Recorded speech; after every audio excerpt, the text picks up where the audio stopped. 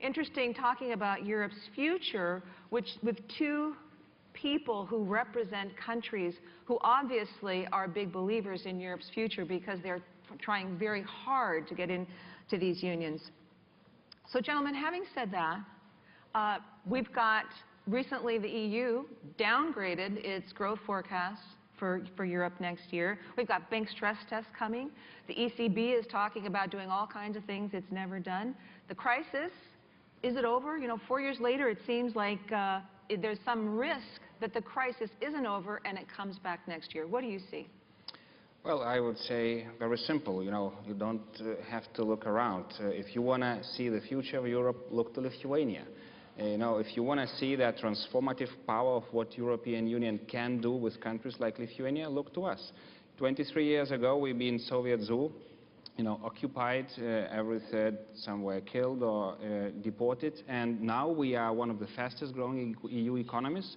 Before global economic crisis, you know, our growth was 10% GDP, now we grow 3–4%. Yes, crisis hit us as all, you know, but we introduced very harsh austerity measures, and we've been rebounding very quickly. In 1.5 years, we are still the champions. Also, when I heard Mayor of Chicago speaking, you know, and I was thinking about Chicago, and if you know, Chicago is the largest Lithuanian city outside Lithuania. We have 500,000 of Lithuanians here. I was thinking, you know what, if you think future of Chicago, also look to Lithuania, you know. Well, it's not because of that big immigration numbers, but if you speak in education, for example, you know, we have 40% of people under 36 years with university degrees. If you speak, you know, innovation and technologies, you know, we have 5 million operating cells with 3 million people only. I've got an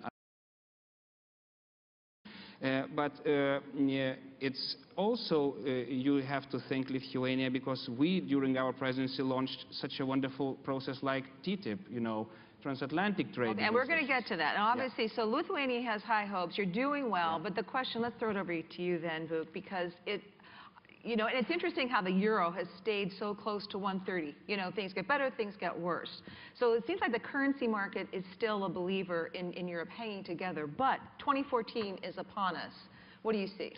Well, first of all, I want to say that I now found one additional thing that is making Serbia close to Lithuania. Chicago is the second largest Serbian city in the world as well. And we should also mention basketball. Yeah, well, in basketball we tend to, you know, meet in the finals of the European Championship. But back to 2014, overall I think that things are getting better in the European Union and in the Eurozone.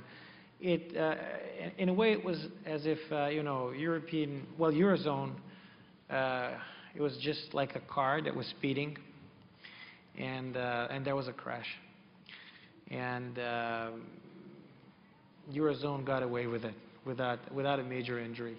But it's going to take well, maybe the zone you held together. But what about Greece? What about? I'm talking about a Eurozone. And, well, trust me, it was without a major injury, because the major injury would mean amputation, and there was no amputation. I don't think it's going to happen.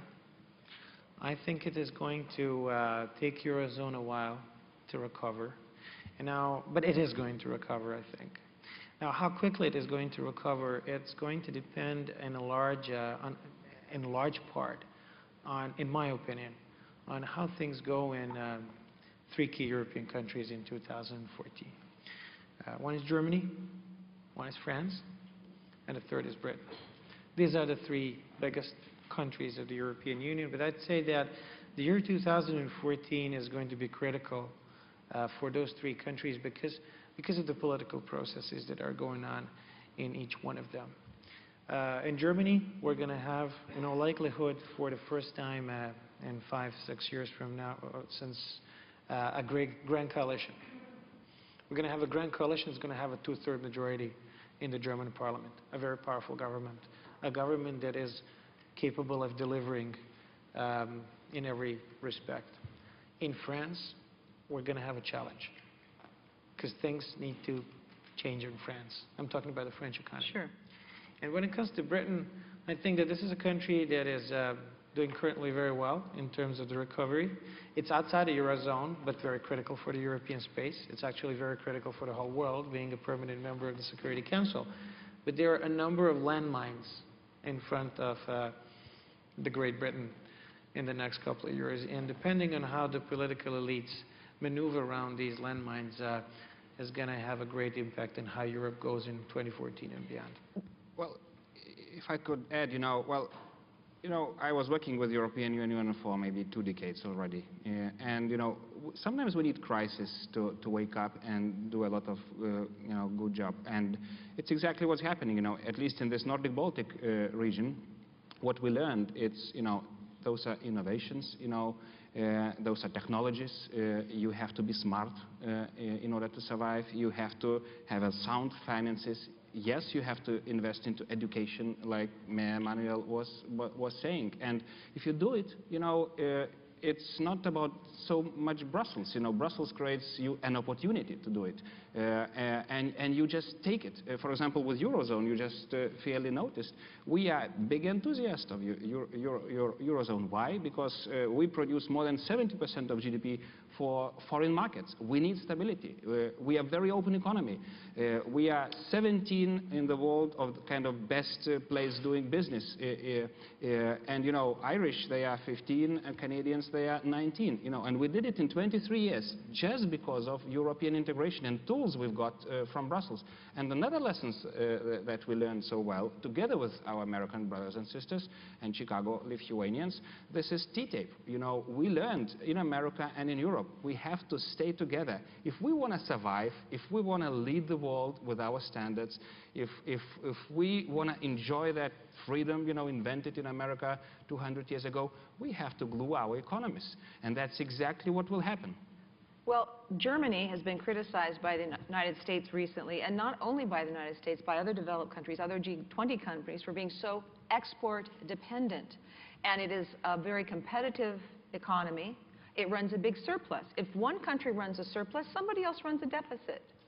How do you see that playing out in 2014 with this, more powerful? If I understand very well, take steps to change that. My friend is better placed to discuss that because he comes from inside the European Union. But the European Commission said that they're going to make a review into the German trade situation in the year 2014. That's obviously a very painful moment.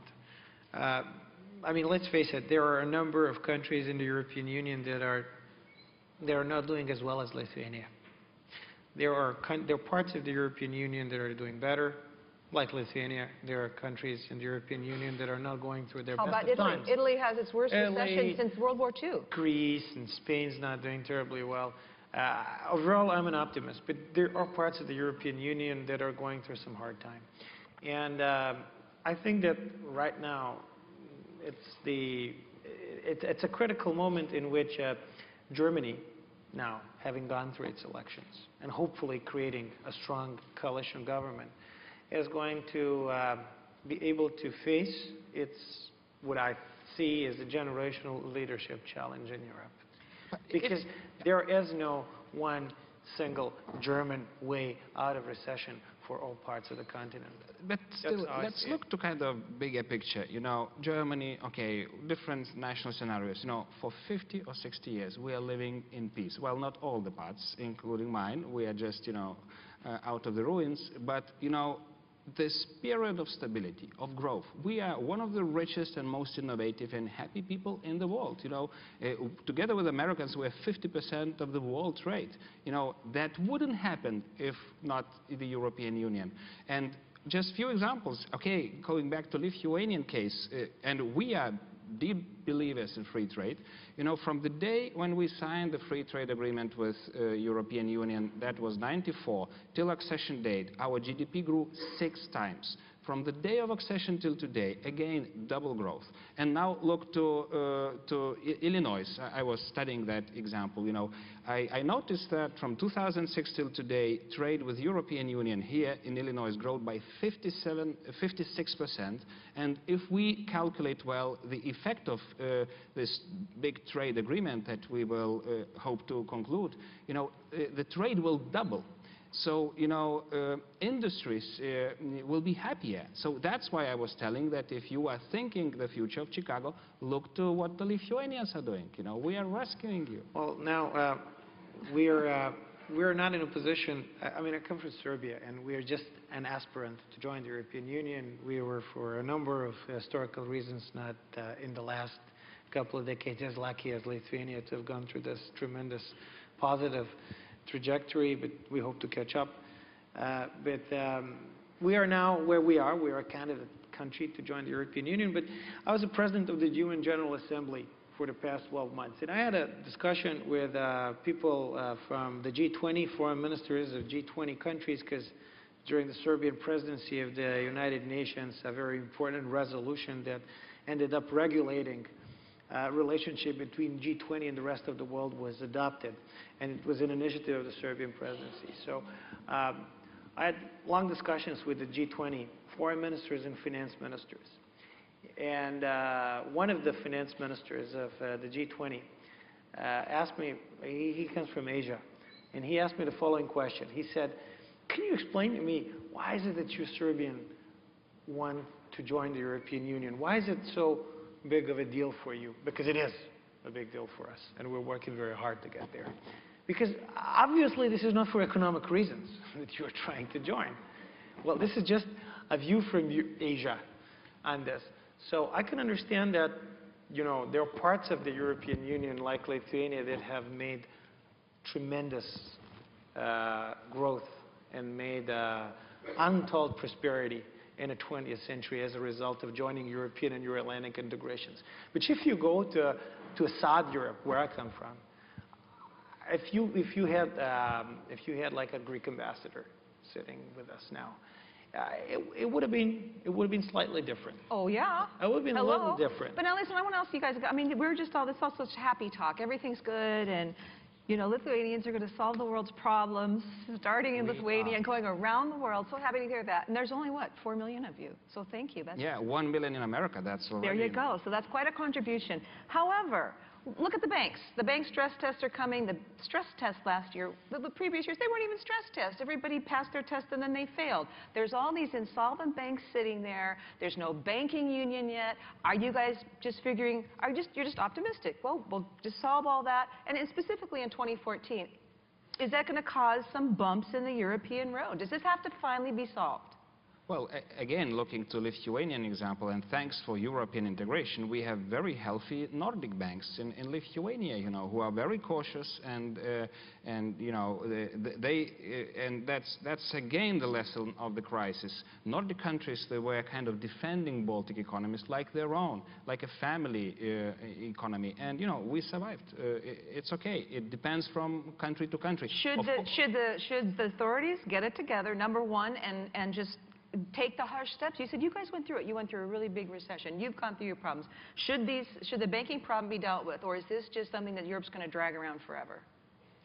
I mean, if there is no vigorous addressing of this issue in the year 2014, I think that there is a serious risk of Europe going into a Japanese-style decade of stagnation.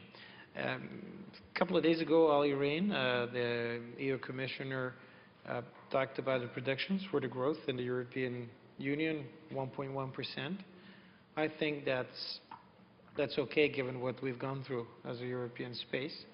But I'm afraid that if the new German government does not address this issue in a really forward-looking way, in an all-encompassing way, in a way that can work closely with France, that is going to go through a lot of problems in 2014.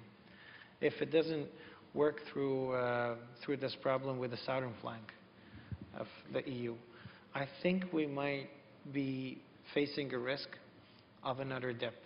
Nobody wants this to happen. It's not going to be good news for anybody in the world if this happens. But I think that one needs to be realistic about the danger of this happening. And there is so much that is at stake. And again, German, French, and the British government, for various reasons and from various directions, are going to be key to that. Because Brussels is going in 2014 to be consumed by the elections. Well, but There are elections in 2014 let's look for to the the European facts. Parliament. There's elections for the European Commission. In politics, I'm a former politician. I can tell you when there is an election period. That's a little bit of a But different let's state. look to your own country. You know, for some strange reasons, your own country is willing so much to enter the European Union, you know, and that was a Lithuanian presidency to open the doors, you know. Actually, we were very happy well, after 6 or 7 years of kind of political depression in European Union, to relaunch that enlargement process. We have Croatia joining. We have, you know, enlargement package by Commission approved. We have Thessaloniki agenda kind of little by little moving. We have negotiations with Turkey. Thanks God re-established after 3 years of delay. Well, you have millions of Europeans banging to our doors and asking, please help me enter. You have 46 million of Ukrainians waiting for some kind of big decision in Kiev. We are also waiting, of course, because, you know, we discussed it. We have a big summit in Vilnius in 1 week. If they're wise enough, they can sign the deal that will, you know, that will change the European face. So why, help me please to understand, why millions of Europeans, like Lithuanians who experience it all, they are so optimistic? Because to compare with all the rest what we have, including with those, you know, maybe Asian friends who've been telling you about Europe, we have no better alternative on this earth that, you know, creates such a stability. Number one, I agree that there are millions who are so enthusiastic, and there are even more millions who are actually pessimistic. Because if you look into the European population and the Eurobarometer polls, there are about 60% of the European citizens who are pessimistic about Europe. Well, there's and only been 40. some ugly political parties exactly. rising So as well. no, I actually join you in being amongst those 40% that is optimistic. But I think 10 years after enlargement, but I think after the sake of 80% of Lithuanians, they're optimistic. You know, 10 years after enlargement. Great. And there is about 90% of Greeks who are pessimistic and 60% of French. Now, for the sake of intellectual integrity and honesty, I think that we need to face issues the way they are. And if you're really an enthusiast about a European future, like you and I are, I think that we need to look into the problems, to look into the challenges, to look into the dangers and try and resolve these wait, dangers. just quickly, is anybody, they're having so much fun, aren't they? I love this. Anybody out there have a question? Are there any Lithuanians out there who want to get up and testify? Well, before the question, can I just, you know, reply? You know, in some ways, strangely, this discussion reminds me of the discussion with my Russian friends. You know why? You know, when they sell this nice project, Eurasian Union, they try to attack all the time, you know, the beauty of European Union. Well, they say this is bad, and, you know, enter the best what we create. And we know what does that mean, you know. Today, because we push Ukrainian case so much, Russians don't drink Lithuanian milk, don't eat our cheese, you know, they don't drink Ukrainian, well, they don't drink Moldovan wine, they don't eat Ukrainian chocolate. We pay the highest price for the energy, just like by kind of accident, 6 times more than you Americans paying here for gas. You know, so you can think about different kind of alternatives you have in this world, but if you are realistic, you look to the European Union, you look to this transatlantic family, and you just recognize that's the best. That's the only thing we have. So let's make it better. Let's, you know, let's learn the lessons after global economic crisis. Let's glue our economies and, you know, Question to you. Lithuanians. Let's be Lithuanians. There aren't too many Lithuanians or Serbs in this audience. I'm trying to address the American audience. Well, and maybe there is no alternative to Europe. Maybe that does apply to Lithuania or Serbia, but not the American. With a bunch of kids, right? You have one kid that's perfect and they do everything right and they never get in trouble and they get the best scholarship and everything's fine. Then you have another kid. You love this kid too. This kid just has a harder time. This kid, every time this kid screws up, they're the one who gets, the police is walking there and they get caught, you know? And you still, you know, you have a family, and that's what the European Union, that's what the Eurozone is. So what do you do with a family member like Greece, like Portugal, somebody who's having a really tough time? Do you say, you're grown up, kick them out, you know, you're on your own? Or does Europe have to say, we have to do something special so that Greece can be like Lithuania and get past this stage and the Union can grow together? Well, I have 4 kids, and I always discuss those issues also with them. And what is interesting? Well, we look kind of romantic. We look, we are the champions of the world. But you know why we are like this? Because we are the post-war generation. We saw another alternative.